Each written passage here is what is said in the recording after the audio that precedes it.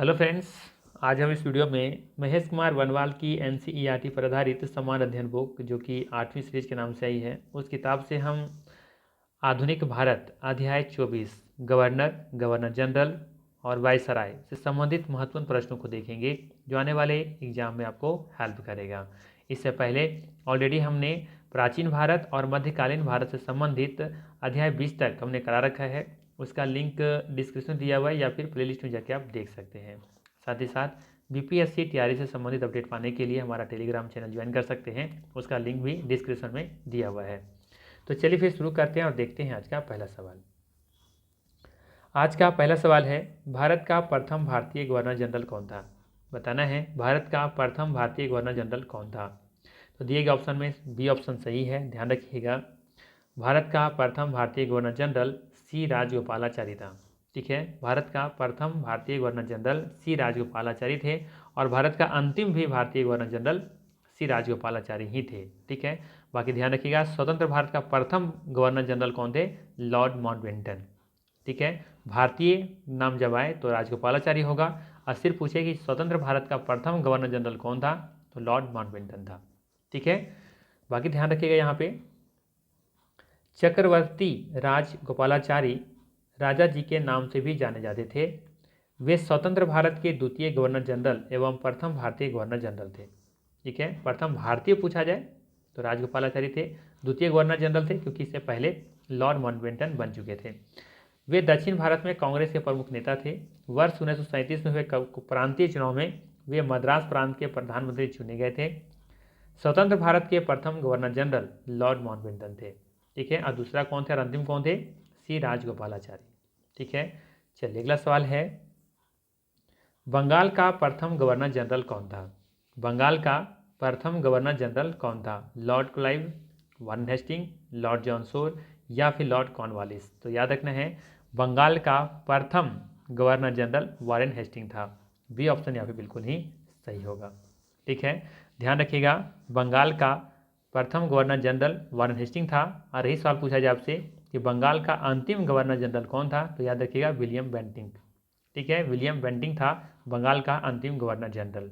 ठीक है, इसके बाद फिर भारत का पूछा जाए आपसे कि भारत का प्रथम गवर्नर जनरल कौन था, तो विलियम बेंटिंक ही होगा। ठीक है, और भारत का अंतिम गवर्नर जनरल पूछे तो लॉर्ड कैनिंग होगा। ठीक है, तो ध्यान रखिएगा यहाँ पे अलग अलग बनाए गए थे, तो आप क्रम से याद रख सकते हैं। सबसे पहले आपको याद रखना है बंगाल का प्रथम गवर्नर रॉबर्ट क्लाइव। ठीक, बंगाल का अंतिम गवर्नर कौन है? तो वारेन हेस्टिंग। जो अंतिम है वही प्रथम होगा। तो बंगाल का फिर प्रथम गवर्नर जनरल कौन था? वारेन हेस्टिंग, क्योंकि गवर्नर को अब बना दिया गया था गवर्नर जनरल। तो बंगाल का प्रथम गवर्नर जनरल कौन था? Warren Hasting. फिर पूछा जाएगा आपसे कि बंगाल का अंतिम गवर्नर जनरल कौन था, तो विलियम बेंटिंक था। और जो अंतिम है वही प्रथम हो जाएगा। तो अब बंगाल के बाद बना दिया गया पूरा भारत का गवर्नर जनरल। तो भारत का प्रथम गवर्नर जनरल कौन था? William Bentinck. ठीक है, और फिर पूछा जाएगा आपसे कि भारत का अंतिम गवर्नर जनरल कौन था, तो लॉर्ड कैनिंग। ठीक है, इसके बाद फिर गवर्नर जनरल को फिर बदल दिया गया, इसका रूप बदल दिया गया और इसके जगह पर वाइसराय कहा जाने लगा। तो भारत का प्रथम वाइसराय कौन था? तो लॉर्ड कैनिंग था। क्यों? क्योंकि भारत का अंतिम गवर्नर जनरल कौन था? Lord Canning. तो जो अंतिम है वही प्रथम होगा। तो भारत का प्रथम वाइसराय कौन था? Lord Canning. ठीक है, भारत का अंतिम वाइसराय कौन था? Lord Mountbatten. अगर ये अंतिम वाइसराय थे तो इसका मतलब प्रथम गवर्नर जनरल फिर कौन होंगे? लॉर्ड माउंटबेटन, क्योंकि वाइसराय को फिर से किसमें बदल दिया गया? गवर्नर जनरल के रूप में। तो स्वतंत्र भारत का प्रथम गवर्नर जनरल कौन था? तो लॉर्ड माउंटबेटन था। फिर भारत का प्रथम भारतीय गवर्नर जनरल कौन था? तो सी राजगोपालाचारी। और स्वतंत्र भारत का अंतिम गवर्नर जनरल कौन था? तो सी राजगोपालाचारी। ठीक है, तो इस तरह से क्रम से याद रखेंगे तो आपको याद रहेगा। ठीक है, चलिए बाकी यहाँ ध्यान रखिएगा, यहाँ पे 1773 ईस्वी के रेगुलेटिंग एक्ट के अनुसार भारत में ईस्ट इंडिया कंपनी के अंतर्गत बंगाल का प्रथम गवर्नर जनरल वारेन हेस्टिंग को नियुक्त किया गया था। उसने 1772 ईस्वी में कोर्ट ऑफ डायरेक्टर्स के आदेशानुसार बंगाल में द्वैध शासन की समाप्ति की घोषणा की और सरकारी खजाने का स्थानांतरण मुर्शिदाबाद से कलकत्ता कर दिया था। ठीक है, चलिए अगला सवाल लेते हैं। अगला सवाल है, सबसे अधिक समय तक भारत का वाइसराय कौन था? सबसे अधिक समय तक भारत का वाइसराय कौन था? तो ध्यान दीजिएगा, दिए गए ऑप्शन में यहाँ पे लॉर्ड कर्जन सही होगा, क्योंकि 1899 से लेकर 1905 तक इनका कार्यकाल था। ठीक है, तो यहाँ पे दिए गए ऑप्शन में लॉर्ड कर्जन का सही आंसर है। बट अब देखेंगे ओवरऑल तो इनका नाम आता है लॉर्ड लिन लिथियागो का। ठीक है, जो कि भारत में सर्वाधिक समय तक रहने का इनका रिकॉर्ड है। ठीक है, तो याद रखिएगा भारत में सर्वाधिक समय तक रहने वाला वायसराय लॉर्ड लिनलिथियागो था। 1936 से लेकर 1943 ईस्वी तक ये रहा था। ठीक है, देख लेते हैं यहाँ पे कुछ क्या और दे रखा है। यहाँ पे तो दिया गया है यहाँ पे उपर्युक्त वायसरायों में से सर्वाधिक समय तक लॉर्ड कर्जन का कार्यकाल 1899 से लेकर के 1905 तक रहा है। यह भारत का सर्वाधिक अलोकप्रिय वायसराय था। ये भारत का सर्वाधिक अलोकप्रिय वायसराय था लॉर्ड कर्जन। ठीक है, इसी के कार्यकाल में बंगाल का विभाजन हुआ था 1905 में। कर्जन के एक सिंचाई आयोग था, पुलिस आयोग का भी गठन किया था। रेलवे का सर्वाधिक विकास भी इसी के कार्यकाल में हुआ है। ठीक है, भारत में सर्वाधिक समय तक रहने वाला वायसराय कौन था? लॉर्ड लिनलिथियागो, जो कि 1936 से लेकर 1943 तक रहा था। ठीक है, चलिए अगला सवाल लेते हैं। क्वेश्चन नंबर 4 की तरफ बढ़ते हैं हम लोग। चलिए अगला सवाल है, महारानी विक्टोरिया को भारत की समाग्री घोषित किया गया 1858 में, 1876 में, 1877 में या फिर 1885 ईस्वी में? तो याद रखना है 1858 इसका बिल्कुल ही सही आंसर होगा। ठीक है, चलिए बाकी यहाँ पर ध्यान रखिएगा। ठीक है, कि 1 जनवरी 1877 में आयोजित किए गए दिल्ली दरबार में इन्हें कैसर ए हिंद की उपाधि प्रदान की गई थी। ये जरूर याद रखिएगा। ठीक है, महारानी विक्टोरिया को 1 जनवरी 1877 में आयोजित किए गए दिल्ली दरबार में इन्हें कैसर ए हिंद की उपाधि प्रदान की गई थी। ठीक है, ये जरूर याद रखिएगा। चलिए अगला सवाल लेते हैं। अगला सवाल है, अब भारत का अंतिम वायसराय कौन था? भारत का अंतिम वायसराय कौन था? तो याद रखना यहाँ पे कौन सा आंसर होगा? Lord Mountbatten. ठीक है, याद रखिएगा। भारत का अंतिम वायसराय पूछा जा रहा है आपसे, तो लॉर्ड माउंटबेटन होगा। लेकिन अगर आपसे पूछे स्वतंत्र भारत का प्रथम गवर्नर जनरल कौन होगा, तब याद रखना है यहाँ पे लॉर्ड माउंटबेटन ही होगा। ठीक है, स्वतंत्र भारत का प्रथम गवर्नर जनरल कौन होगा? Lord Mountbatten. ठीक है, और भारत का प्रथम भारतीय गवर्नर जनरल पूछा जाए तो सी राजगोपालाचारी, और स्वतंत्र भारत का अंतिम गवर्नर जनरल कौन था? सी राजगोपालाचारी। ठीक है, और भारत का प्रथम वायसराय पूछे तो क्या नाम देना है आपको? लॉर्ड कैनिंग, क्योंकि ये भारत का अंतिम गवर्नर जनरल था। तो जो अंतिम था वो प्रथम था। ठीक है, तो भारत का अंतिम गवर्नर जनरल लॉर्ड कैनिंग, तो यही बन गए थे। बाद में फिर इसको बदल दिया गया था गवर्नर जनरल को वायसराय में। तो भारत का प्रथम वायसराय कौन था? लॉर्ड कैनिंग था। ठीक है, और भारत का अंतिम वायसराय पूछे तो लॉर्ड माउंटबेटन था, क्योंकि इसके बाद फिर इसका नाम बदल दिया गया था गवर्नर जनरल के रूप में। ठीक है, तो स्वतंत्र भारत का प्रथम गवर्नर जनरल लॉर्ड माउंटबेटन ही था। ठीक है, बाकी यहाँ देख लेते हैं और क्या यहाँ दे रखा है, ध्यान दीजिएगा। भारत का अंतिम वायसराय लॉर्ड माउंटबेटन था। उसके शासनकाल में 4 जुलाई 1947 को ब्रिटिश संसद में प्रधानमंत्री एटली द्वारा भारतीय स्वतंत्रता विधेयक प्रस्तुत किया गया। 15 जुलाई को वह बिना किसी संशोधन के हाउस ऑफ कॉमन्स द्वारा और 16 जुलाई को हाउस ऑफ लॉर्ड्स द्वारा पारित कर दिया गया, जिसके परिणामस्वरूप 2 स्वतंत्र राष्ट्र भारत और पाकिस्तान का निर्माण हुआ था। ठीक है, चलिए अगला सवाल लेते हैं।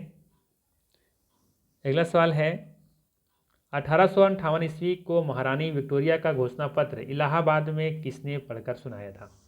बताना है आपको कि 1858 ईस्वी को महारानी विक्टोरिया का घोषणा पत्र इलाहाबाद में किसने पढ़कर सुनाया था? तो याद रखना है लॉर्ड कैनिंग। उसमें कौन था?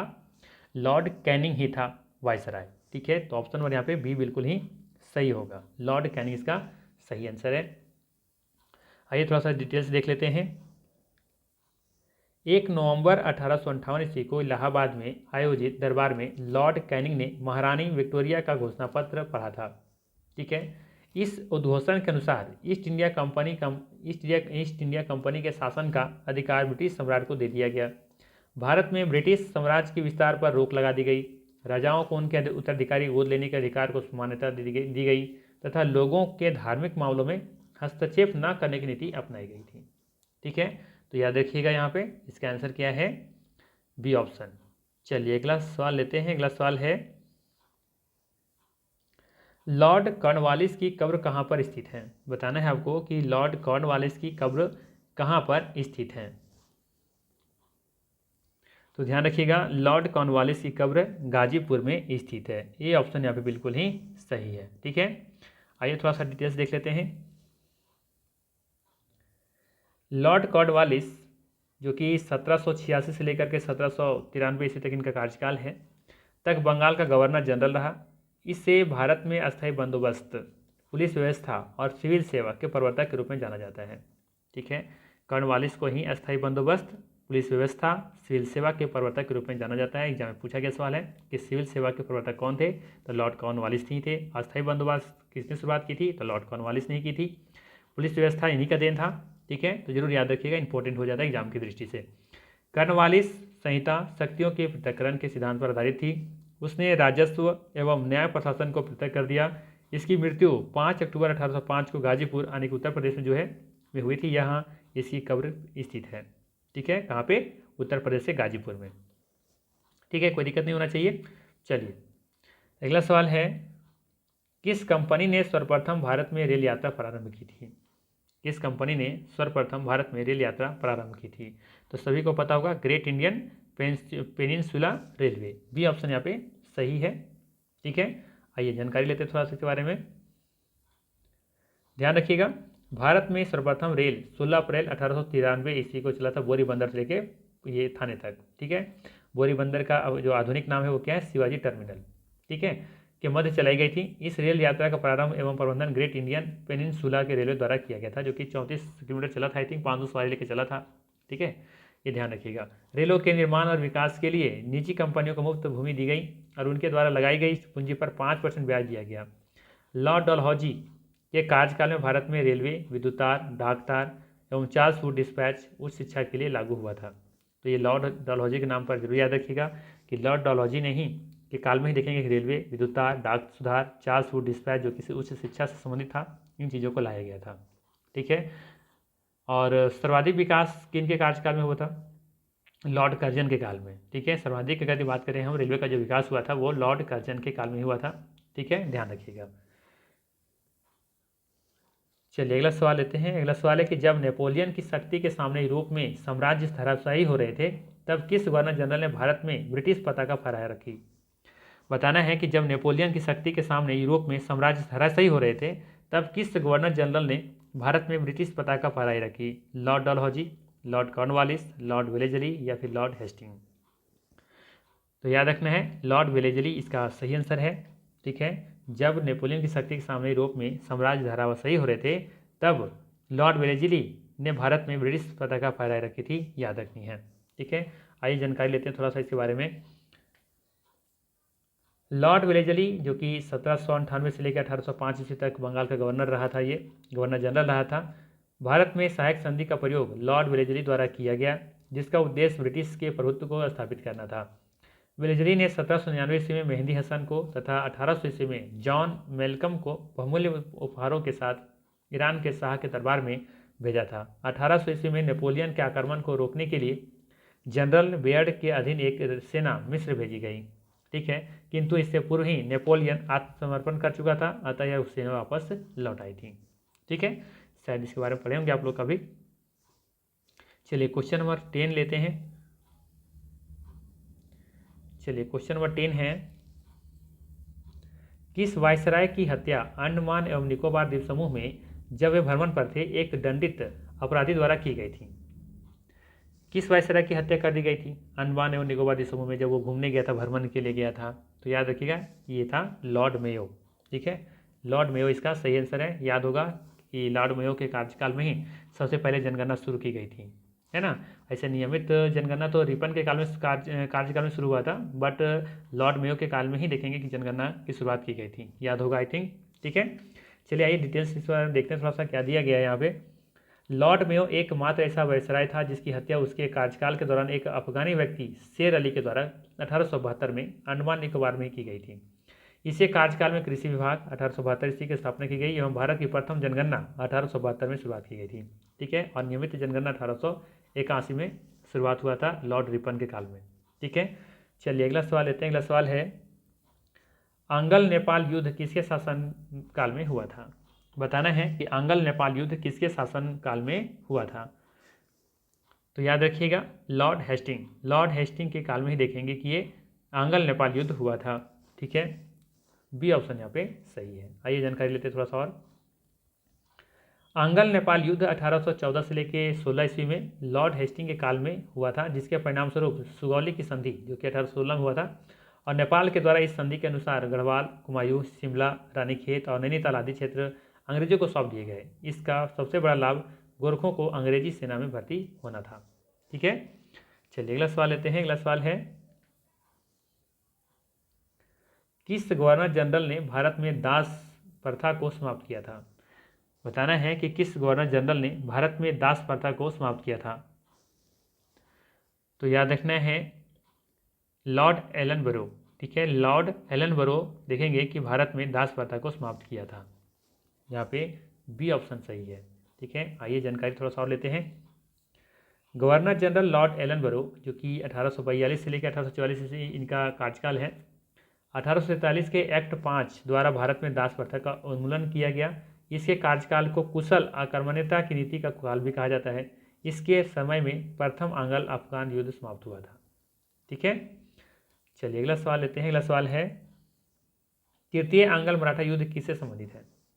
अगला सवाल है कि तृतीय आंग्ल मराठा युद्ध किससे संबंधित है?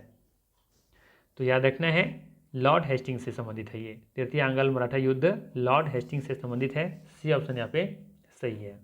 ठीक है, बाकी देख लेते हैं थोड़ा सा। लॉर्ड हेस्टिंग के कार्यकाल में तृतीय तथा अंतिम आंग्ल मराठा युद्ध आरंभ हुआ। इस युद्ध के में पूना के अंग्रेज रेजिडेंट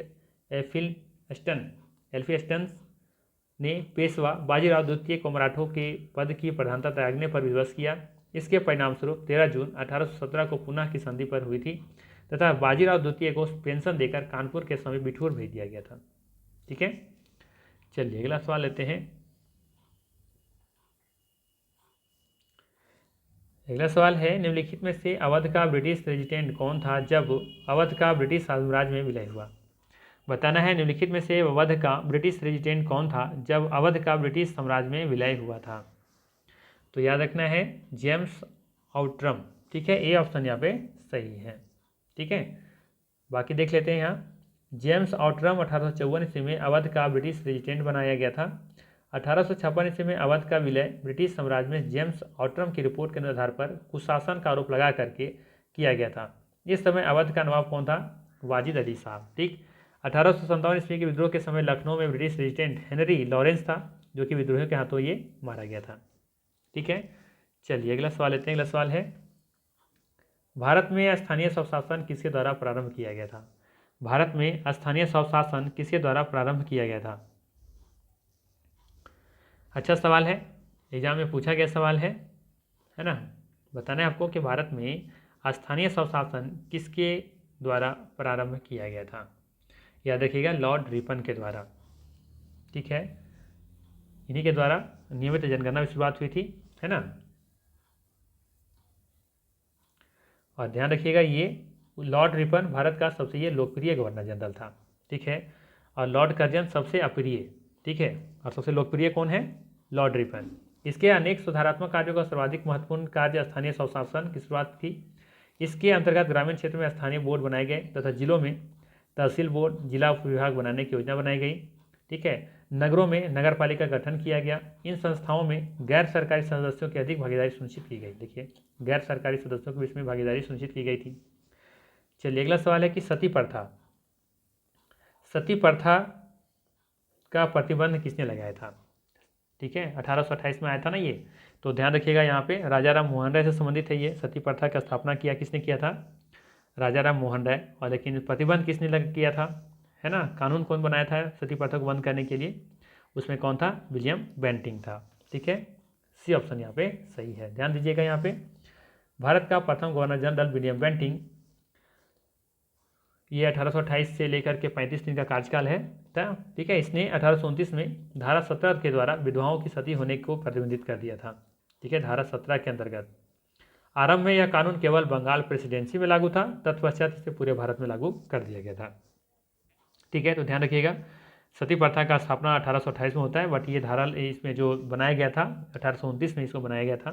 ठीक है, ध्यान रखिएगा। अगला सवाल है, निम्न में से किसने सहायक संधि स्वीकार नहीं की थी? किसने सहायक संधि स्वीकार नहीं की थी?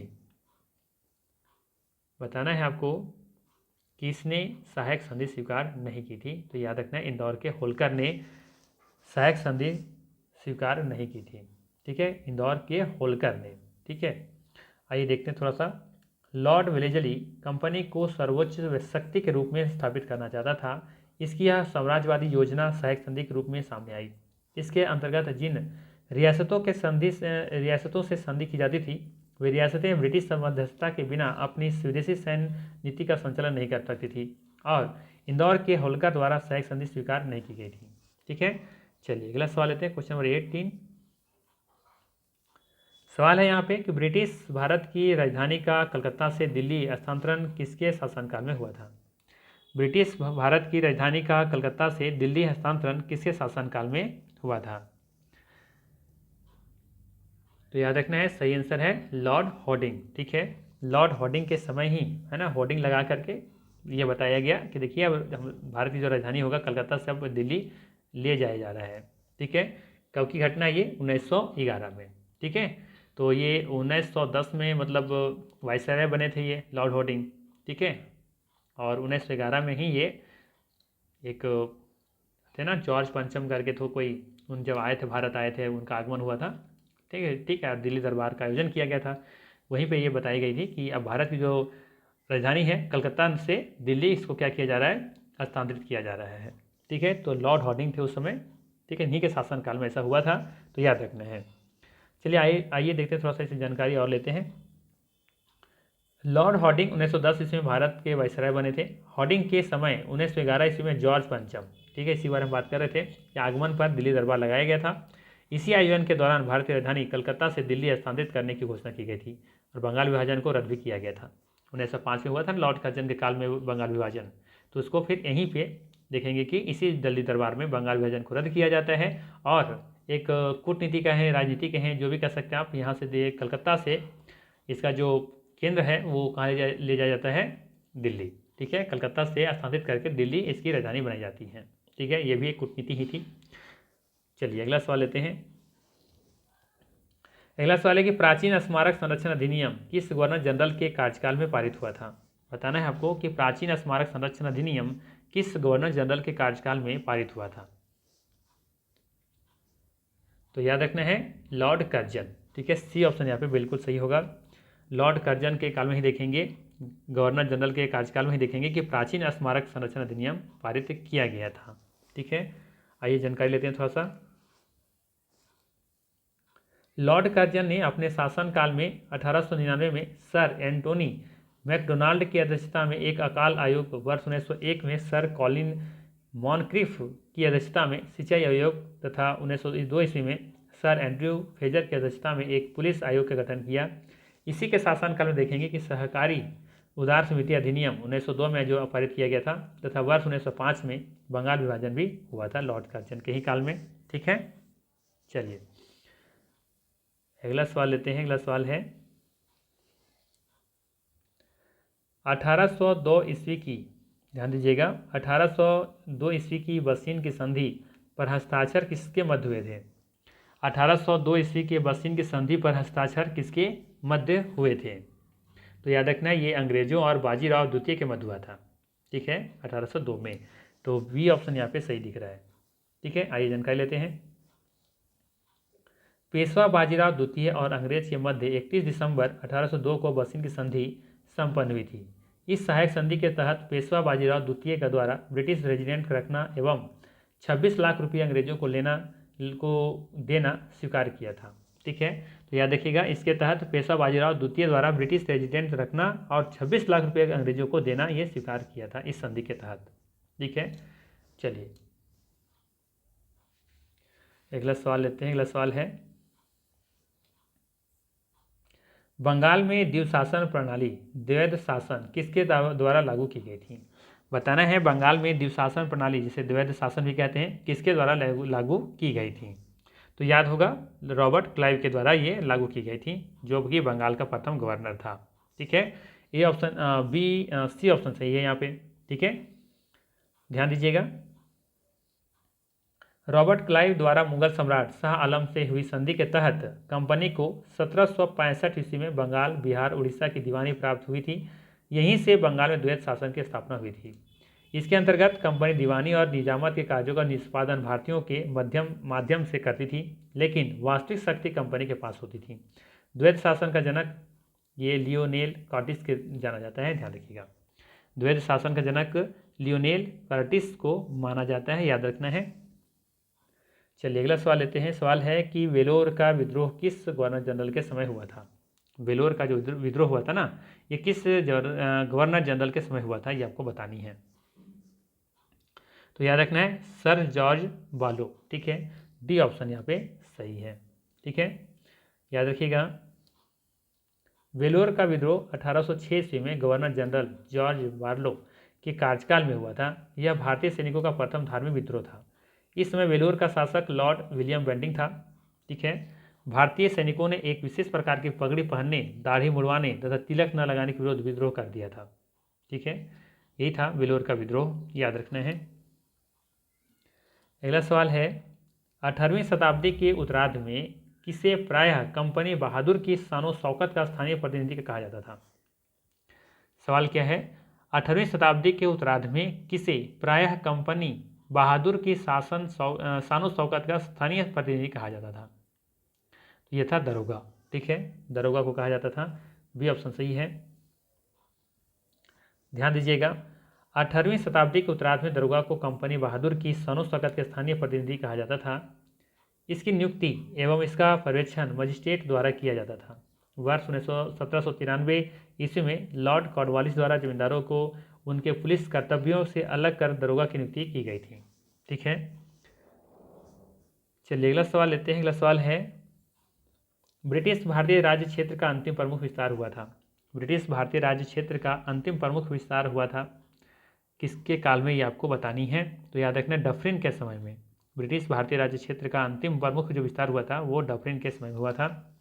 ठीक है, तो यहाँ पे ए ऑप्शन बिल्कुल ही सही है। ठीक है, बाकी ध्यान रखिएगा थोड़ा सा यहाँ पे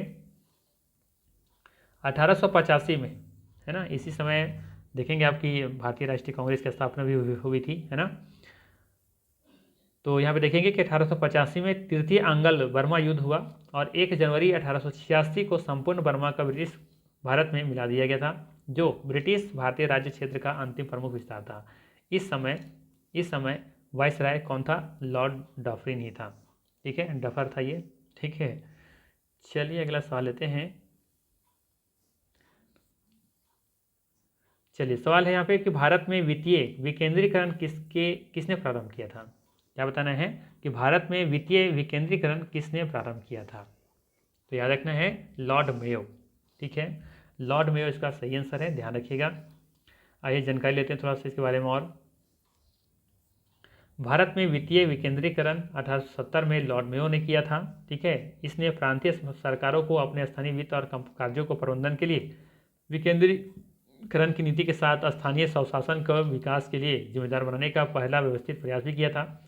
उन्होंने प्रांतीय सरकार को अपने बजट को संतुलित करने के लिए स्थानीय कराधान, है ना, जो टैक्सेशन होता है, का सहारा लेने के लिए अधिकृत किया था। ठीक है, चलिए अगला सवाल है भारत में स्थानीय स्वायत्त शासन को किसने प्रोत्साहित किया था। भारत में स्थानीय स्वायत्त शासन को किसने प्रोत्साहित किया था, Lord Mayo, Lord Lytton, Lord Canning या फिर लॉर्ड रिपन। तो याद रखना है सही आंसर है यहाँ पे लॉर्ड रिपन। भारत में स्थानीय स्वायत्त शासन को किसने प्रोत्साहित किया था, लॉर्ड रिपन किया था। ठीक है, डी ऑप्शन यहाँ पे सही है। आइए जानकारी थोड़ा सा और ले लेते हैं। रिपन के कार्यकाल का सबसे महत्वपूर्ण कार्य स्थानीय स्वशासन पर सरकारी प्रस्ताव था। इस प्रस्ताव के तहत ग्रामीण प्रदेशों में स्थानीय बोर्डों की स्थापना की गई।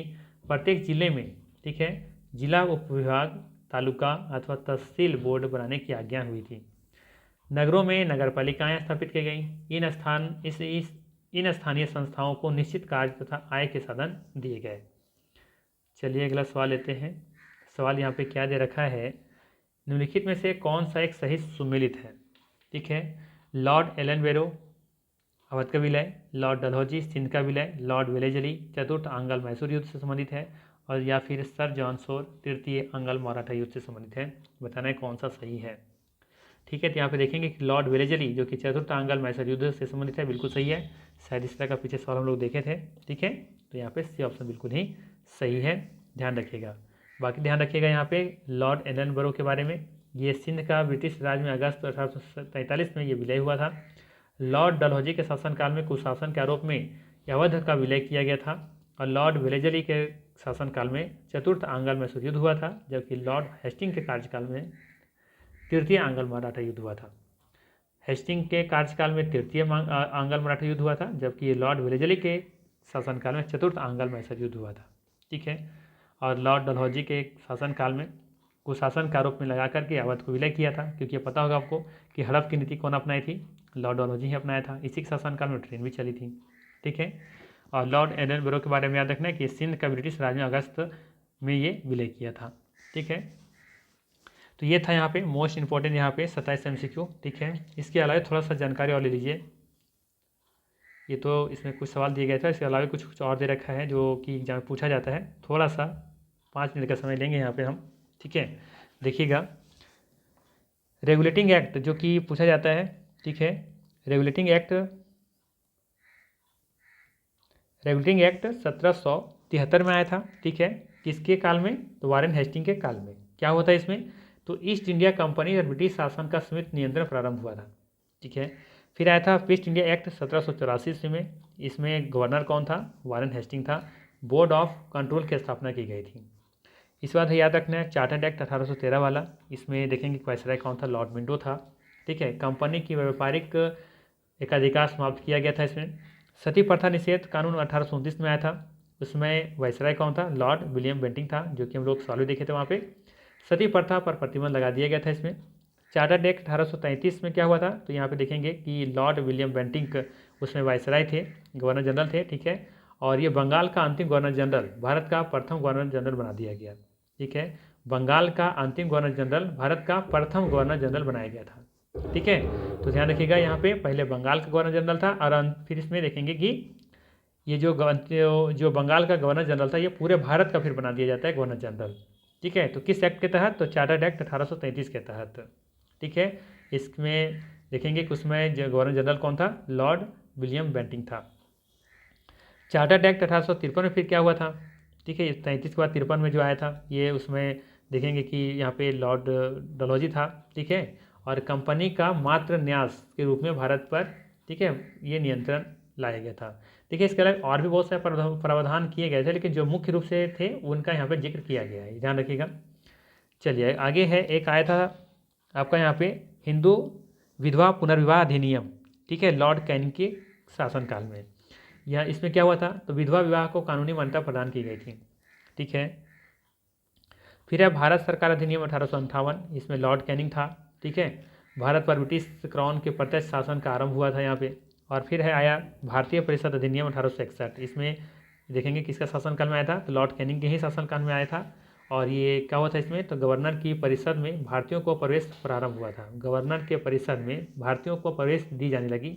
ये इंपॉर्टेंट है, ध्यान रखिएगा, भारतीय परिषद अधिनियम 1861 के तहत। फिर इसके बाद आया सम्मति आयु अधिनियम 1891। ठीक है। इसमें किसे शासनकाल में आया था? तो लॉर्ड लैंसडाउन के शासनकाल में आया था। बाल विवाह जो 12 वर्ष से कम आयु का परिसर प्रतिबंध लगा दिया गया था। ठीक है। तो इसको जरूर याद रखिएगा, सम्मति, ठीक है, आयु अधिनियम 1891 में आया था। लॉर्ड लैंसडाउन के कार्यकाल में, शासनकाल में कह सकते हैं, बाल विवाह जो 12 वर्ष था, पहले कम में आयु में शादी हो जाती थी, वो उस पर प्रतिबंध लगाया गया था। इसके बाद फिर आया यहाँ पे भारतीय परिषद अधिनियम 1892। इसी के शासनकाल में लैंसडाउन के, इसमें क्या हुआ था? तो अप्रत्यक्ष निर्वाचन पद्धति प्रारंभ की गई थी। ठीक है। फिर आया मिंटो मार्ले अधिनियम 1909। बहुत फेमस है ये, लॉर्ड मिंटो द्वितीय के कार्यकाल में आया था। ये सांप्रदायिक आधार पर पृथक निर्वाचन क्षेत्रों की ये यहाँ पे व्यवस्था की गई थी। इस बार फिर आया था मॉन्टेगो चेम्सफोर्ड अधिनियम 1919। ये शासनकाल किसका था? उस समय चल रहा था, तो ये कार्यकाल था लॉर्ड चेम्सफोर्ड का। प्रांतों में द्वैध शासन का यहाँ पे प्रारंभ किया गया था, द्वैध शासन। साइमन कमीशन 1927 में, लॉर्ड इरविन था उस समय। ठीक है। जिसमें जब भारत आया था तो गो बैक साइमन कमीशन के नाम से नारा जो दी गई थी, जिसमें लाला लाजपत राय की देखेंगे वहाँ पे बहुत ज़्यादा मददाती से उनको पिटाई की जाती है और फिर उनका शायद मृत्यु हो जाती है ना। तो ये 1919 के अधिनियम को समीक्षा के लिए आया था ये। ठीक है। 1919 में जो अधिनियम आई थी, है ना, उसको लेकर समीक्षा ये लेकर के आई थी साइमन कमीशन 1927 में। भारत का पहुंचा था 1928 में। फिर आया शारदा अधिनियम 1930, लॉर्ड इरविन के समय में ही। विवाह आयु की जो लड़कों की आयु 18 वर्ष और लड़कियों की आयु 14 वर्ष कर दी गई थी इसमें। फिर है भारत सरकार अधिनियम 1935, लॉर्ड वेलिंगटन था उस समय। प्रांतीय स्वायत्तता तथा केंद्र में द्वैध शासन का प्रारंभ हुआ था यहाँ पे। ठीक है, इसके अलावा याद रखना है यहाँ पे अगस्त प्रस्ताव 1944। ठीक है, अगस्त प्रस्ताव 1944, माफ़ कीजिएगा, अगस्त प्रस्ताव 1940। ठीक है, किसे शासनकाल में? तो लॉर्ड लिंथियागो। ठीक है, डोमिनियन स्टेट की स्वीकृति दी गई थी यहाँ पे। और फिर आया क्रिप्स मिशन प्रस्ताव 1942 में, यहाँ पे भी शासनकाल देखेंगे कि था लॉर्ड लिंथियागो का ही। संविधान सभा अधिराज्यों की योजना बनाई गई यहाँ पे। फिर आया वेवेल योजना 1945 में, लॉर्ड वेवेल इसमें शासनकाल था यहाँ पे इसका। सभी दलों को मिलाकर काउंसिल का निर्माण किया गया। और फिर आया कैबिनेट मिशन योजना 1946। ठीक है, यहाँ अभी भी कौन था? लॉर्ड वेवेल ही था। संविधान सभा के गठन का प्रस्ताव रखा गया। और फिर आया माउंटेन योजना 1947। ठीक है, उसमें देखेंगे यहाँ पे गवर्नर कौन था? लॉर्ड माउंटबेटन ही था। ठीक है, और ये भारत विभाजन की योजना से बनाई गई थी, माउंटबेटन योजना 1947। ये बहुत इंपॉर्टेंट है, ध्यान रखिएगा। तो इतने अधिनियम हैं, ठीक है, जो कि एग्जाम में पूछे जाते हैं। ठीक है, जो इसको ध्यान रखिएगा। एक बार इसको फिर से रिपीट कर लीजिएगा, देख लीजिएगा, 2 बार 3 बार देख लीजिएगा तो याद हो जाएगा। ठीक है, आप एक बार 2 बार देखे रहेंगे तो एग्जाम में आप देखेंगे थोड़ा बहुत आप क्रैक कर सकते हैं देख करके, लेकिन कुछ पढ़ेंगे नहीं तो फिर कहाँ से क्रैक कर पाएंगे। ठीक है, इसके अलावा इसको भी देख लीजिएगा। ठीक है, इस उपाधि है, उपाधि प्राप्तकर्ता करने वाले कौन है, इसको उपाधि देने वाले कौन है? तो देखिएगा महात्मा। तो महात्मा की उपाधि किनको दी गई थी? महात्मा गांधी को दी गई थी। किसने दिया था? रविंद्रनाथ टैगोर ने दिया था। ठीक है, राष्ट्रपिता किसको दी गई थी? महात्मा गांधी को दिया गया था। किसने दिया था? तो सुभाष चंद्र बोस ने दिया था। ठीक है, गुरुदेव किनको कहा गया, किनको उपाधि दी गई? रविंद्रनाथ टैगोर को दी गई। ठीक है, किसके द्वारा? तो महात्मा गांधी के द्वारा दी गई थी। ठीक है, ध्यान दीजिएगा, यहाँ पे थोड़ा सा लॉजिक है यहाँ पे। ठीक है, महात्मा गांधी को महात्मा किसने कहा था? रविंद्रनाथ टैगोर ने कहा था। ठीक है, और रविंद्रनाथ टैगोर को गुरुदेव किसने कहा? तो महात्मा गांधी ने कहा। ठीक है, तो ये अपोजिट है, थोड़ा सा ध्यान दीजिएगा। महात्मा गांधी को महात्मा टैगोर ने कहा और टैगोर को गुरुदेव किसने कहा? महात्मा गांधी ने कहा। ठीक है, इसके बाद देखेंगे सरदार किनको कहा जाता है? वल्लभ भाई पटेल को कहा जाता है। किसने दिया था उपाधि? ये तो बरदौली की महिलाओं ने दिया था। ठीक है, फिर देश रत्न किन्हें कहा जाता है? डॉक्टर राजेंद्र प्रसाद को कहा जाता है। किसने दिया था ये उपाधि? महात्मा गांधी। ठीक है, फिर विवेकानंद किन्हें कहा जाता है? स्वामी विवेकानंद को कहा जाता है। खेतड़ी के महाराजा के द्वारा इन्हें ये उपाधि दी गई थी। फिर राजा किन्हें कहा जाता है? राजा राम मोहन राय को कहा जाता है। अकबर द्वितीय के द्वारा ये उपाधि दी गई थी। ठीक है, कायदे आजम, ये मोहम्मद अली जिन्ना। ठीक है, मोहम्मद अली जिन्ना को कहा जाता है कायदे आजम। किसने कहा था? तो मौलाना अमजरुद्दीन शहीद ने कहा था। ठीक है, इसके बाद फिर आपका है यहाँ पे अर्धनग्न फकीर, इस किसे कहा गया था? महात्मा गांधी को कहा गया था। ठीक है, और किसके द्वारा कहा गया था? ये विंस्टन चर्चिल के द्वारा ये कहा गया था। ठीक है, तो आई थिंक इससे बहुत कुछ आप लोग जानते होंगे, और जो नहीं जानते होंगे तो रिविजन हो गया होगा आपके लिए। ठीक है, तो ये था most important governor general viceroy से संबंधित महत्वपूर्ण प्रश्न। अगर वीडियो अच्छा लगा हो तो लाइक जरूर कीजिएगा, चैनल पर नए हैं तो सब्सक्राइब कर लीजिएगा। बाकी मिलते हैं हम लोग फिर इसी तरह के नेक्स्ट वीडियो में। Thanks for watching.